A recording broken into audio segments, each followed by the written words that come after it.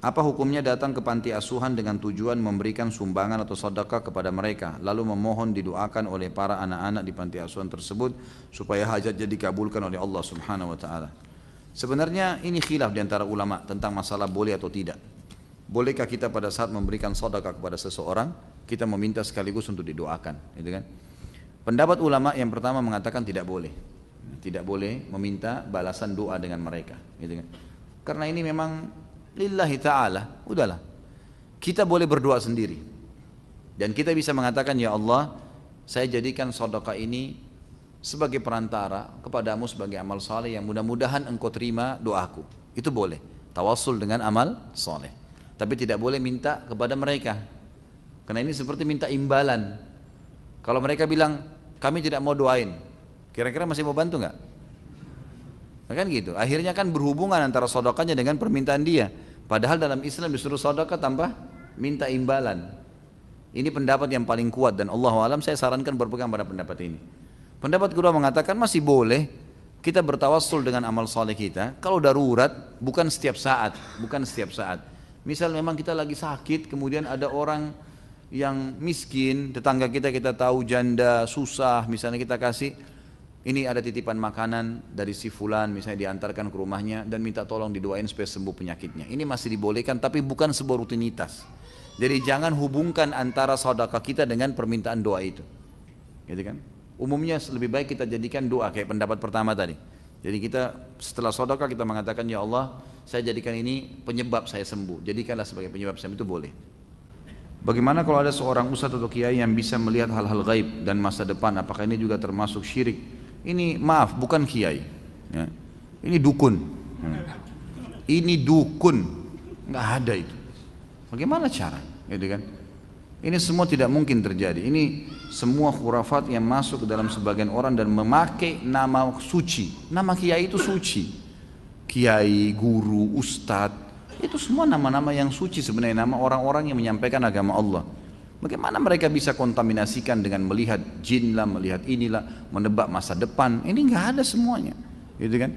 Nabi Muhammad SAW, guru dan kiai kita disepakati oleh semua ya kaum muslimin. Nggak ada orang yang berani mengatakan kecuali dia bukan muslim, bahwasanya Muhammad bukan kiai saya SAW. Kita pasti mengaku beliau kiai kita yang paling besar. Semua mazhab apapun ikut kembali kepada Nabi SAW. Nabi SAW kalau didatangin oleh beberapa sahabat yang bertanya dan beliau belum tahu hukumnya, belum ada wahyu, beliau diam, tidak ngomong. Nunggu sampai turun wahyu baru beliau mengatakan, siapa tadi yang bertanya? Si fulan angkat tangan. Telah datang kepada saya wahyu begini. Nabi SAW tidak tahu yang gaib, menunggu informasi datang. Bahkan kadang-kadang lewat 1-2 hari baru Nabi SAW menerima wahyunya, gitu kan?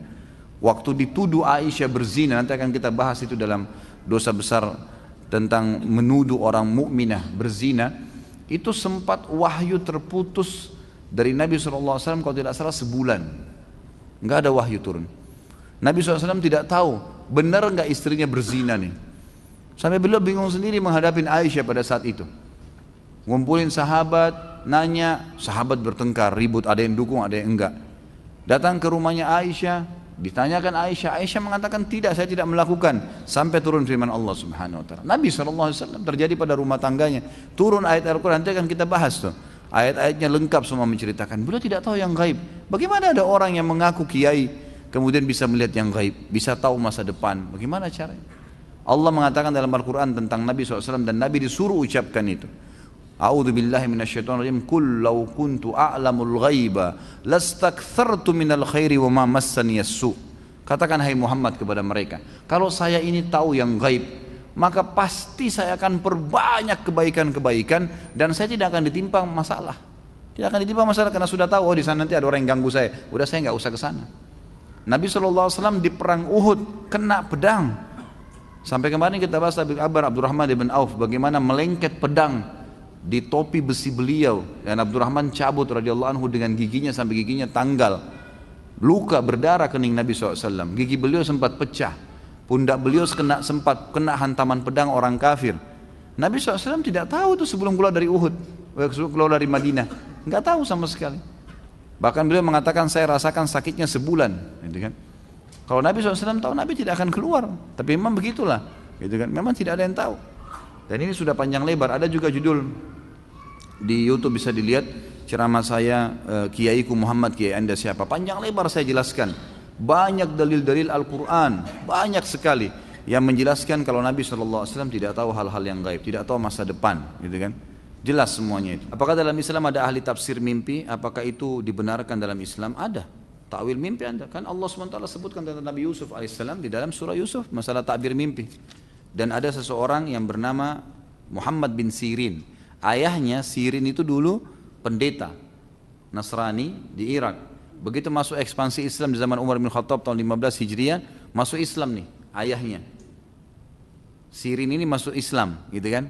Maka dia dapat anak namanya Muhammad, dikasih nama. Muhammad bin Sirin terkenal ahli takwil mimpi, ahli takwil mimpi. Dan ada bab khusus seperti di Sahih Sunan Nabi Daud, bab khusus takbil mimpi, ada.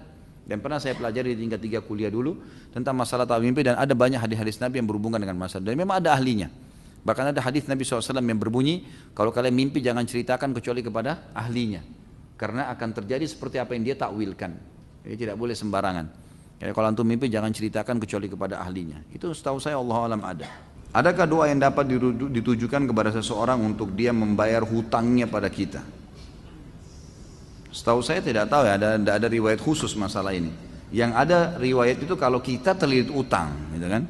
Karena Ibnu Abbas mengatakan kalau engkau membaca dalam riwayat sahih, kalau engkau membaca Allahumma kfini bihalalika an haramik waqdin bi fadlika amman siwak. Allahumma kfini bihalalika an haramik. Ya Allah, cukupkanlah aku menikmati yang halalmu dan jauhkan aku dari yang haram. Waqdini bifadlika amman siwak, dan lepaskan saya dari ketergantungan kepada selainmu, maka akan dibayarkan utangmu oleh Allah walaupun memenuhi langit, kata Ibnu Abbas radhiyallahu anhu. Ini harus diamalkan. Dan ingat kalau berdoa ikutkan dengan hadis Nabi yang lain riwayat Bukhari, ud'ullaha mukinuna bil ijabah. Berdoa sama Allah diikuti dengan keyakinan penuh Allah akan ijabah.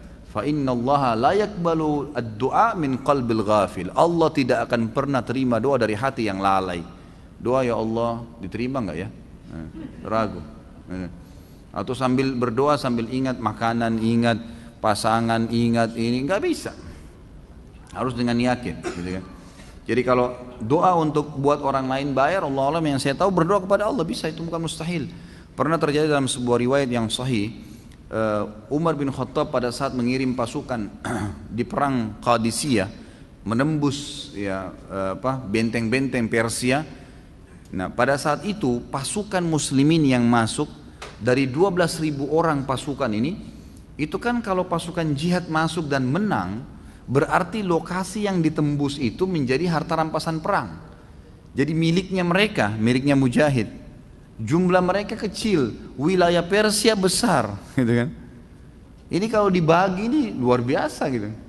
Maka waktu itu mereka sudah mau bagi, tapi sebelumnya minta saran Umar bin Khattab. Umar berpikir untuk apa mujahid ini nggak butuh sebanyak ini. Maka Umar bin Khattab juga berpikir mereka mu'allaf, baru masuk Islam, baru mengenal Islam, lebih baik ganimah ini harta rampasan perang dibagi aja, tetap pemiliknya tapi dikasih setengah kepada para mujahid. Waktu itu Bilal radhiyallahu anhu sahabat Nabi yang lain menolak. Waktu Umar bin Khattab kasih keputusan, kata Bilal, ya Amir Mukminin, jelas hukum agama kita, gitu kan? Ini dibagi untuk mujahidin. Maka Umar bin Khattab mengatakan, wahai Bilal, pikirkanlah, kalau kau mendapatkan sekian bagian dari Persia, kau mau apain tuh harta? Banyak sekali, gitu kan? Dan mereka itu orang-orang yang baru masuk Islam. Lebih baik kamu berbagi dengan dia sambil kamu ajarkan Islam. Ini pendapat Umar. Tapi Bilal tetap ngotot, nggak mau. Kata Umar, saya pun meminta tolong kepada Allah agar melunakkan hati Bilal melalui doa malam saya. Maka Umar bin Khattab sujud berdoa kepada Allah di salat malam. Ya Allah, lunakkanlah hati Bilal. Ya Allah, lunakkan, terus begitu. Kata Umar radhiyallahu anhu, pas tiba habis sholat subuh, Bilal datang kepada saya mengatakan, saya ridho kepada hukummu hai Amir Mukminin, gitu kan? Jadi bukan mustahil berdoa, doakan. Ya Allah, lunakkan hatinya supaya dia bisa membayar utangnya, gitu kan? Sambil tentu kita muhasabah teman-teman sekalian. Jadi kadang-kadang kita juga ini terlalu banyak, terlalu pintar menyalahkan orang, tidak bermuhasabah. Apa yang terjadi, sesuatu yang terjadi pada kita, yang paling pertama hisab diri kita dulu. Ada masalah apa saya ini? Jangan sampai orang ini gunjing karena saya pernah gunjing orang. Jangan sampai utang ini mungkin saya pernah utang sama orang saya nggak bayar. Jadi kita muhasabah dulu. Kalau kita sudah tidak temukan variabel kesalahan kita, nah baru gitu. Baru kita mungkin ini cobaan murni, bukan karena kesalahan saya. Tapi kalau kita memang dasarnya ada kesalahan dulu, mintalah kepada Allah mudah-mudahan itu jadi pengampunan dosa gitu. Apakah ada dalil menunjukkan kedudukan mertua dibandingkan kedua orang tua? Apa tips memberikan bakti kepada orang tua dan mertua? Sama saja ya. Tetap orang tua diprioritaskan. Mertua itu umum, kerabat. Kita berbuat baik karena punya hubungan kerabat dengan pasangan hidup kita. Jadi berbeda. Tidak seperti kedudukan kedua orang tua. Jadi kalau mertua meminta sesuatu misalnya dan kita memang merasa ada sesuatu yang mendesak yang lain, kita masih bisa minta maaf, nggak ada masalah, nggak berdosa itu. Sama dengan umumnya kerabat kita. Tapi kalau orang tua nggak bisa nolak jadi dosa, nggak bisa. Karena berbakti pada mereka adalah sebuah kewajiban dan ini tidak berlaku pada mertua. Jadi kita tetap berbuat baik pada mertua kita. Sebagaimana posisi dia sebagai orang tua pasangan kita, tapi dia tidak sama sekali mencapai derajat kedua orang tua. Juga saya ingin ditiberatkan di sini teman-teman sekalian, bagi laki-laki kewajiban bakti dengan orang tua nomor 1 sampai dia meninggal dan orang tuanya juga meninggal, gitu kan? Artinya kalau orang tuanya meninggal lebih dulu tetap dia wajib bakti, kalaupun ya orang tuanya masih hidup tetap dia harus lakukan sampai dia meninggal, ya, sampai dianya meninggal. Dia lakukan kebaktian-kebaktian. Kalau perempuan berbeda, setelah dia menikah maka diprioritaskan adalah suami, ya, adalah suami. Bakti pada orang tuanya di nomor 2 kan. Memang sudah begitu hukum syar'inya. Maka setiap muslimah harus bisa memahami hukum syar'i ini sehingga dia tidak menahan suaminya untuk berbakti dengan orang tuanya. Dan harus pahamin teman-teman sekalian, cemburu itu harus pada hal yang berbau pelanggaran agama saja. Titik, nggak lebih daripada itu. Jadi tidak benar kalau seorang wanita cemburu dengan mertua perempuannya, cemburu dengan iparnya, saudari daripada suaminya, itu nggak boleh.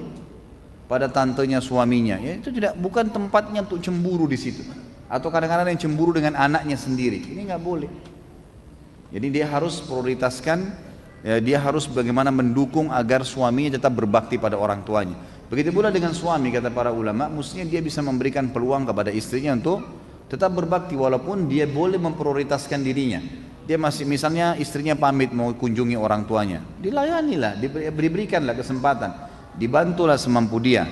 Kalau dia punya hajat mendesak dia boleh bahasakan, tolong selesaikan ini dulu baru kemudian kamu boleh ke orang tua kamu, itu nggak ada masalah. Tapi harus difahamin poin di sini yang sering terjadi adalah istri menjadi penyebab suaminya tidak berbakti pada orang tuanya. Bahkan ada yang tidak pernah lagi ya mengunjungi orang tuanya hanya karena istrinya selalu mendesak dia, mengatakan tidak ada waktu buat saya saja, apalagi harus ke ibumu, apalagi harus ke ayahmu dan seterusnya. Ini tidak boleh. Atau merasa cemberut, tidak senang kalau mertuanya datang. Bagaimana Ustaz? Kalau mertua saya cerewet, ya itu resiko. Kan itu resiko hidup. Kan itu. Layani, sabar. Kan dia rewel, dia bicara, ya sudah. Yang benar kita sampaikan, maaf tapi seperti ini. Ya, kita jelasin apa adanya dan sabar. Ada orang dicoba di mertuanya, ada orang dicoba di orang tuanya, ada orang dicoba di saudaranya, ada orang dicoba di anaknya, ada yang dicoba di pasangan hidupnya. Dia bersabar, ya, dia bersabar lalui itu. Allah SWT menilai semua dengan pahala insyaallah. Udah sholat Jumat, bolehkah sholat sunnah tahiyat masjid dan sholat sunnah wudhu ketika khutbah Jumat sudah dimulai sementara posisi kita baru datang ke masjid? Yang boleh hanya 2 rakaat, Anda pilih tahiyat masjid atau sholat sunnah yang lainnya yang disunnahkan. Wudhu kah, ya, sholat tahiyat masjid kah, atau sholat wudhunya, ya, ini dibolehkan, dipilih salah satunya. Yang jelas Nabi SAW dalam hadis Bukhari pernah melihat ada seorang sahabat masuk ke masjid, beliau sudah di mimbar. Orang itu mau duduk, kata Nabi SAW, sholatlah dulu dan ringankan sholatmu, diringankan 2 rakaat saja. Yang saran saya tentu diniatkan tahiyat masjid, karena umumnya pendapat ulama mengatakan yang disunnahkan adalah tahiyat masjid. Ustaz, saya bekerja di satu perusahaan, saya masuk kerja dengan jaminan ijazah, tapi ijazah yang saya gunakan pada saat sekolah menyontek, bahkan membayar uang ke guru untuk mendapatkan jawaban. Apa hukumnya Ustaz? Anda berdosa dengan menyonteknya, tapi ijazahnya insya Allah tidak ada masalah. Kecuali kalau memang ijazah itu dasarnya tidak ada, kita nggak pernah ikut sekolah di situ, nggak pernah ikut sekolah lalu kita beli ijazah, nah itu tidak sah. Ijazah itu tidak sah, uangnya juga tidak halal kita dapatkan setelah itu. Tapi kalau dasarnya kita ujian, tapi ada di antara materi yang sempat kita nyontek, mungkin tidak semuanya, sehingga lulus misalnya, kita berdosa dengan itu, tapi ijazahnya tetap tidak ada masalah. Bagaimana logikanya orang ketika diruqyah terkadang bisa keluar paku, silet dan benda-benda yang tidak masuk akal. Dari mana asal semua itu? Karena tidak pernah merasa makan benda tersebut. Kenapa kebanyakan jika kesurupan lebih banyak kaum perempuan? Bolehkah pengobatan orang yang kena sihir dengan sihir pula? Tentu ini ada 3 pertanyaan ya. Kalau dari mana asalnya benda-benda itu? Ini ulama coba rincikan. Ini rincian ya. Tapi ini karena tidak ada dalil yang menjelaskan, maka ini rincian dari pengalaman ruqyah saja. Kebanyakan orang-orang yang keluar benda-benda tajam dari tubuhnya itu memang benda itu dimasukkan dengan cara sihir dengan 2 cara, di makanan yang dia konsumsi atau memang ada jin yang memasukkan ke dalam tubuhnya. Karena jin ini bisa masuk ke interaksi ke dalam tubuh manusia ya. Asal memang benteng orang itu terbuka, dia tidak sholat, tidak tutup aurat, tidak ada zikir pagi sore, memang nggak ada, maka itu mudah. Rata-rata orang yang ibadahnya bagus, itu sihir jenis ini tidak bisa masuk umumnya. Kebanyakan orang-orang seperti ini memang lemah, tameng-tameng di tubuhnya itu tidak ada ibadah gitu kan. Tapi kalau orang ada ibadahnya insya Allah tertanggulangi. Jadi ini memang ada dimasukkan, bisa dengan makanan yang dia konsumsi tapi disembunyikan oleh para ya dukun-dukun ini dengan cara sihir, karena itu tidak ditampak atau memang jin-jin yang memasukkan ke dalam tubuhnya. Maka ruqyah membongkar itu sama dengan susuk kan? Susuk yang dimasukkan dengan cara dimantra-mantrain akhirnya masuk ke dalam tubuhnya. Itu kalau dibacain ayat bisa keluar memang susuknya. Buhul yang ditanam gitu kan. Saya punya pengalaman meruqyah air kemudian disiramkan di tempat yang ada buhul, itu subhanallah beberapa hari kemudian keluar buhul itu. Ada buhul yang keluar di halaman rumah itu gitu kan. Jadi memang dengan hikmah Allah Subhanahu wa taala. Kenapa kebanyakan yang kesurupan kaum perempuan? Sebenarnya tidak juga, laki-laki juga ada gitu kan. Pokoknya siapa saja yang kena sihir bisa saja terjadi. Tapi kesurupan ini terjadi memang, kalaupun terjadi pada perempuan ini karena kelemahan jiwa. Dia tidak bisa mengontrolnya gitu kan.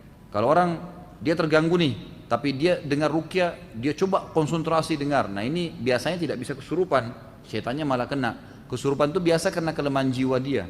Maka setannya akhirnya menonjol untuk menguasai dia gitu. Tidak boleh mengobati sihir dengan sihir, haram. Tidak boleh haram dengan haram, gitu kan? Tidak boleh mengobati penyakit dengan yang diharamkan. Seperti misalnya kata Nabi SAW, Allah tidak jadikan kesembuhan kalian dengan hal-hal yang diharamkan. Kalau ada dokter bilang, Anda sembuh tapi syaratnya minum khamr ini, nggak boleh. Nggak ada ceritanya khamr bisa menyembuhkan misal. Atau menggunakan lemak babi ini, atau obat ini nggak boleh. Jelas dilarang dalam agama. Kata Nabi SAW, Allah tidak jadikan kesembuhan kalian pada hal-hal yang diharamkan. Jadi tidak mungkin itu terjadi. Jadi ini hal-hal mendasar yang harus diketahui. Jadi tidak boleh obatin, apalagi sihir dengan sihir, gitu kan? Baik, ini kena 1 Muharram ya. Ustaz, peringatan 1 Muharram dilarang sampai sejauh mana? Jika 1 Muharram dijadikan momentum syiar Islam, apakah dilarang? Misal akan ada acara gebiar Muharram, lalu diadakan lomba-lomba seperti tahfidzul Quran, adzan, cerdas cermat, Quran dan seterusnya. Apakah tidak diperbolehkan? Syukran.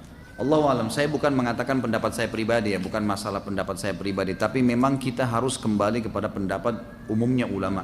Ulama-ulama yang saya pernah belajar dari tangan mereka, mereka mengatakan tidak pernah ada dicontohkan oleh Nabi SAW, padahal Nabi adalah Nabi, utusan Allah SWT. Begitu pula dengan para sahabat merayakan tahun baru Islam, tidak pernah ada itu. Belum pernah mereka merayakan itu. Kalau kita mengemasnya, mengatakan ya karena alasan kaum muslimin adakan tahun baru Islam, kenapa? Karena orang Nasrani punya tahun baru Masehi kan? Makanya kita juga tarik-tarik, mencontohi kata Nabi SAW, man tasyabaha biqaumin fahuwa minhum. Siapa yang menyerupai satu kaum maka dia akan sama dengan mereka. Jadi kita karena merasa begitu, ada acara hari lahirnya Nabi Isa, kita juga buat acara lahirnya Nabi Muhammad SAW, ikut-ikuti mereka. Untuk apa? Untuk apa menambah-nambah nih? Kenapa kita harus merayakan 1 Muharram? Apa masalahnya? Apa urusannya gitu? Nggak ada hubungannya dengan syariat kita gitu. Maaf, jangan tersinggung kalau saya membahasakan begini ya. Karena kita kan di Indonesia, setiap orang katanya punya hak untuk menyampaikan. Saya juga punya hak menyampaikan apa yang saya pelajari kan gitu. Sebagaimana ada orang yang sesat menyampaikan segala macam pendapat yang salah. Kita cuma meminta dalil saja.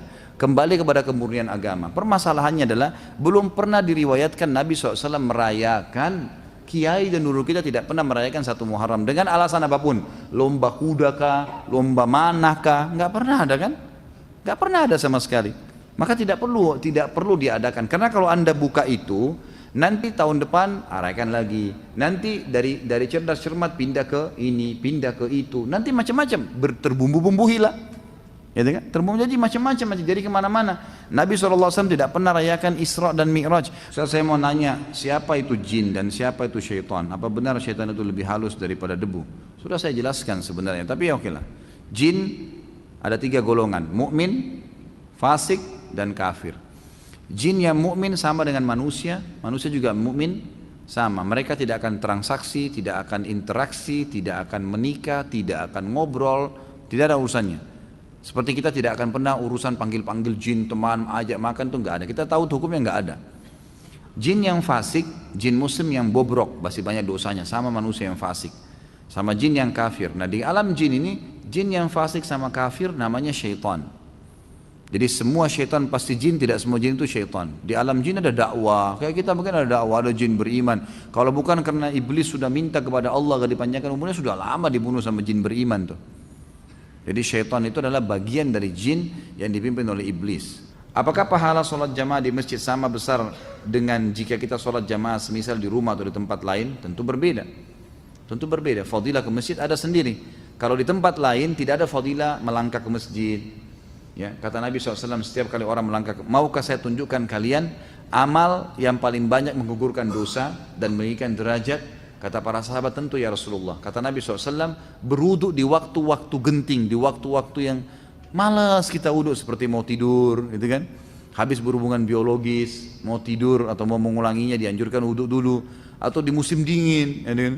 Atau menjaga wudu, batal wudu lagi. Ini justru pahalanya besar nih. Dan banyaknya langkah kaki menuju ke masjid, gitu kan? Berarti melangkah kaki saya sudah ada pahala. Hadis yang lain juga riwayat Bukhari Muslim, kata Nabi SAW, setiap kali orang melangkah ke masjid, 1 langkah mengampuni dosa, 1 langkah mengangkat derajatnya. Ini enggak ada di tempat lain, harusnya di masjid, gitu kan. Kemudian ada hadis yang berbunyi, siapapun yang pergi ke masjid sholat, setiap berjamaah di waktu sholat wajib ya, maka setiap kali ke masjid dapat 1 istana di surga, setiap pulang 1 istana di surga. Ini enggak ada di tempat lain, gitu kan. Tinggal tentang masalah jamaahnya 25 kali lipat dapat pahala, itu sama. Itu sama. Karena hadis Nabi SAW menjelaskan sholat berjamaah sama saja mendapatkan pahala 25 kali lipat itu dan diangkat 27 derajat. Allahu a'lam. Jika imam pada saat sholat maghrib pada rakaat kedua lupa tahiyat awal dan makmum mengingatkan dengan kalimat subhanallah, lalu imam turun tahiyat, apakah makmum harus sujud sahwi sebelum dan sesudah salam? Kalau imamnya sujud sahwi, maka ikut semuanya. Kalau imamnya tidak sujud sahwi, maka tidak perlu ikut sujud sahwi, gitu kan? Dan sujud sahwi ini teman-teman sekalian dilakukan kalau seseorang lagi sholat, kan sahwi itu artinya lalai ya, kelalaian. Itu kalau antum sudah pindah ke gerakan yang setelahnya. Misal, kita pas sujud, ternyata 1 kali aja sujud, gitu kan? Tiba-tiba kita berdiri, subhanallah, pas kita duduk untuk berdiri ke rakaat yang setelahnya, kita teringat, kayaknya tadi sujudnya baru 1 kali nih. Lalu kita sujud lagi, ini nggak butuh sujud sahwi. Tapi kalau antum sudah sempat berdiri, artinya sudah pindah ke gerakan yang setelahnya sudah sempurna, baru teringat, ini aja sujud sahwi. Ini aja sujud sahwi. Sujud sahwi juga dengan 2 cara. Ada yang dikerjakan sebelum salam, ada yang dikerjakan sudah salam. Kalau gerakan-gerakan yang keliru dalam sholat, lalai, lupa, gitu kan, teringat sebelum salam, misal antum pas rakaat keempat ragu, ini 4 atau 3 ya, lalu antum tambah 1 rakaat, karena kalau kita ngingat ya, ragu 3 atau 4, kita cari rakaat yang paling sedikit, ambil 3 misalnya. Kata Nabi SAW, kalau kalian lupa 3 atau 4, pilihlah 3, karena kalau seandainya pun dia sholat lebih 5, maka 4 rakaatnya sudah terpenuhi. Tapi kalau dia pilih yang ya lebih banyak, dianggap 4 ternyata kurang baru 3, maka akan kurang sholatnya. Jadi kan kita dianjurkan memilih jumlah yang lebih sedikit. Nah kalau teringat seperti ini sebelum salam, maka sujud sahwinya sebelum salam. Setelah baca tahiyat selesai, sujudlah 2 kali dan bacaannya adalah bacaan-bacaan sujud. Ya, boleh juga ada bacaan khusus seperti misalnya bacaan yang dibaca sebenarnya dalam sujud juga ya. Ya Allah, Allahumma laka sajadtu wa bika amantu wa laka aslamtu dan seterusnya. Itu ada doanya sendiri, bisa kembali kepada buku rujukan. Kemudian boleh juga membaca bacaan sujud, tetapi di antara dua sujud tidak ada bacaan apa-apa. Sujud sahwi ya, sujud saja baca bacaan sujud, kemudian duduk sebentar lalu sujud lagi. Jadi tidak membaca lagi Rabbighfirli warhamni dan seterusnya, gitu kan. Setelah itu berdiri baru salam sholat. Imam lakukan ini, Anda juga harus lakukan, walaupun imamnya yang lupa tadi, gitu kan. Karena kita kalau sholat berjamaah berbeda. Innama ju'ilal imam liyutamma bihis sholah, kata Nabi SAW. Imam dijadikan untuk menyempurnakan sholat seseorang atau pengikutnya. Ibu saya jarang sekali melaksanakan sholat 5 waktu di masjid. Padahal masjid terdapat di depan rumah saya. Namun beliau tidak pernah absen untuk sholat 5 waktu di rumah. Pertanyaan, apakah saya sebagai anak berdosa jika saya menyindir ibu saya untuk sholat berjamaah di masjid? Pertama, perempuan tidak ada kewajiban sholat di masjid. Ibu anda atau orang lain. Ya, Nabi SAW bersabda dalam hadis yang dihasankan oleh para ulama, wanita kalau sholat di ruang tamu rumahnya lebih afdal daripada di luar rumahnya. Kata ulama hadis termasuk masjid. Dan sholatnya dia di dalam ruang tamu rumahnya lebih afdal daripada, sholatnya di dalam kamarnya lebih afdal daripada di dalam rumahnya, di ruang tamu rumahnya. Jadi perempuan makin tertutup maka makin baik, laki-laki yang dimotivasi ke masjid. Jadi saya sarankan tidak perlu untuk menyindir ibu anda sholat di masjid, malah itu lebih afdal buat dia, lebih baik. Perbuatan yang tidak salah jangan disinggung, biarin dia berbuat, gitu kan. Selama dia baik, dukung, itu sangat baik. Fenomena batu akik semakin marak, apalagi saat ini sedang demam batu sojol, gitu kan, yang konon mempunyai kekuatan menambah kekuatan orang yang memakainya dan mencuci tangan dengan air rendaman batu tersebut. Bagaimana menasihati orang tersebut? Apalagi yang punya pemikiran tersebut adalah orang tua kita sendiri. Ini nggak boleh semua. Dari mana batu bisa memberikan sesuatu itu? Kalau ditanya hukum memakai cincin dalam Islam boleh nggak? Boleh. Nabi SAW menggunakannya. Tapi Nabi SAW menggunakan di jari kelingkingnya dan sebelah kanan. Kalau orang muslim laki-laki menggunakannya karena niat Nabi pakai, sunnah boleh. Tapi tidak pernah ada riwayat menjelaskan Nabi meniup-niupi ayat di situ di cincinnya. Nabi tidak pernah tiupin ayat. Para sahabat banyak pakai cincin, tidak pernah ada riwayat menjelaskan meniup-niup bacaan tertentu di cincinnya. Dipakai sebagai hiasan, itu saja. Jangan dibumbu-bumbuhin nih. Kita ini paling ahli membumbui ya. Luar biasa nih di Indonesia bumbu-bumbu ini. Jadi harus dijauhi ini membumbui ini. Tidak perlu, gitu kan? Tidak perlu. Batu ini bisa direndam. Saya ketemu dengan satu orang pengusaha waktu itu di Makassar, kemudian dia bilang sama saya, Ustadz ada baru nih, saya bayar 8 juta beli. Apain? Ini dia lihat sama dia seperti kristal gitu. Nih, ini katanya Ustadz direndam di air, diminum nanti aura tubuh kita keluar. Saya langsung bilang taruh di sini, ini buhul, hancurin. 8 juta Ustadz, hancurin. Siapa suruh beli? Nggak boleh gitu kan.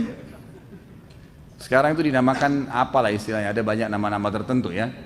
Tapi kebetulan yang dia beli kalau nggak salah cakra atau apa gitu ya. Itu direndam di air lalu mengeluarkan aura. Ini tidak ada saudaraku, tidak ada. Kita punya dalam sholat, sujud, wudu, memberikan cahaya kepada wajah. Ada hadis yang menjelaskan hari kiamat dapat cahaya. Sholat, berdoa, ikutilah tuntunan agama. Sudah jangan yang ngawur-ngawur gini nih. Jelas tuntunan Allah wahyu, belajar dari para ulama, jangan ikuti cara-cara syaitan, nggak boleh. Kaidah hidup yang baik teman-teman sekalian, coba diterapkan. Setiap kali dilemparkan pertanyaan kepada kita sedang melakukan satu perbuatan benar atau kita sedang melakukan perbuatan yang salah, jelaskan argumentasi kenapa kita lakukan. Itu penting. Kita pulang masjid, ditanya oleh tetangga, dari mana Pak? Oh dari masjid. Jawab. Jangan bilang, oh kalau saya bilang dari masjid nanti riya. Jadi saya nggak usah jawab. Enggak.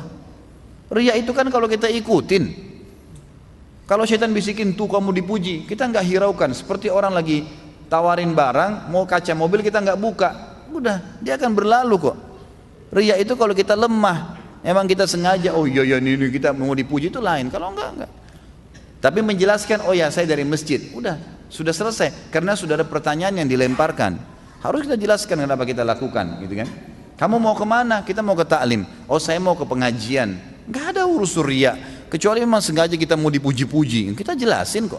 Argumentasinya jangan sampai kita meninggalkan satu perbuatan ibadah. Mungkin dengan kita jelaskan ke dia jadi ingin juga ikut pengajian. Oh pengajian di mana ya? Oh pengajian di sana, bahasanya tentang ini. Ayo ikut yuk. Mungkin dia ikut. Allahu a'lam, kita nggak tahu. Kan gitu. Sama kalau kita berbuat buruk, hukum Islam kita harus minta maaf. Berbuat salah, maafin saya. Kita minta maaf. Kemudian perlu menjelaskan argumentasi kenapa kita lakukan. Saya lakukan waktu itu betul-betul karena ini. Gitu. Tapi saya salah. Saya tidak akan ulangi insya Allah. Gitu kan? Jadi menjelaskan alasan kenapa kita lakukan itu akan membuat orang yang sedang kita langgar apa yang dia tidak senangin itu akan mengetahui oh penyebabnya karena ini rupanya. Ambil makanan itu karena saya lapar sekali, saya nggak ada makanan lagi, jadi saya ambil. Tapi saya salah, saya minta maaf, misal, gitu kan? Jadi perlu menjelaskan masalah itu. Ustaz, apa hukumnya menikahi perempuan hamil dan dia yang menghamilinya? Sampai punya anak dua dia belum tahu hukumnya, tapi anak yang kedua lahir setelah ijab kabul. Sekarang ingin bertobat dan memperbaiki diri, apakah harus melakukan ijab kabul lagi? Mohon nasihatnya.